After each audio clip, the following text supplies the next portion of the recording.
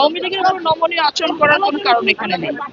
বর্তমান সরকার এবং যখন তারা সরকারে ছিল না, এই দল যে পরিমাণ অত্যাচারিত আওয়ামী লীগের দ্বারা হয়েছে এবং এই আওয়ামী লীগের কাছ থেকে দেশকে উদ্ধার করার জন্য যে ত্যাগ স্বীকার দল করেছে, সেখানে আওয়ামী লীগের উপরে নমনীয় হওয়ার কোনো কারণ এখানে নেই। আমরা একটি গণতান্ত্রিক রাষ্ট্র গঠন করতে চাচ্ছি এবং সেই জন্য কাজ করে যাচ্ছি।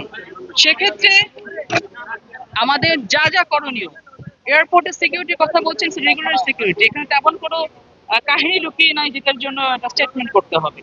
আর আমরা যারা এখানে কাজ করছি বর্তমানে, আপনি দেখেছেন যে গত পরশুদিন ইন্ডিয়া থেকে প্রেস কনফারেন্স করানোর চেষ্টা করা হচ্ছে একটি মাফিয়া সরকারকে, পতিত সরকারকে, এবং বর্তমান সরকার যে স্টেটমেন্টটা দিয়েছে ফরেন মিনিস্ট্রির মধ্য দিয়ে, বাংলাদেশের ইতিহাসে এত শক্ত অবস্থান অন্য কোনো দেশের সরকার এগেনস্টে যারা অন্যায় করছে দেশের সাথে এবং বহু বছর ধরে অন্যায় করে এসছে, এরকম কোনো স্টেটমেন্ট দেওয়া হয়নি।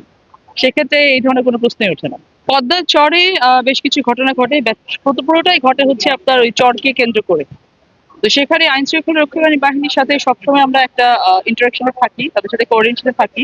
আমরা চেষ্টা করি এবং আমরা এখানে ডিক্লেয়ার দিয়েছি যে এগুলো বন্ধ করা হবে, এবং চর অঞ্চলটাকে আমরা এখন একটু ইকুইপড করতে চাচ্ছি বিভিন্ন প্রজেক্ট নিয়ে, যাতে ক্রাইম গুলো ওখানে না ঘটে। আর এটা তো বহু বছরের একটা ক্রাইম জোন। তো সেই জায়গাটা থেকে আমরা চাচ্ছি যে উত্তরণ ঘটাতে, এবং আইন শৃঙ্খলা রক্ষাকারী চেষ্টা করছে, এখনো নির্মূল করা সম্ভব হয়নি, হবে ইনশাআল্লাহ।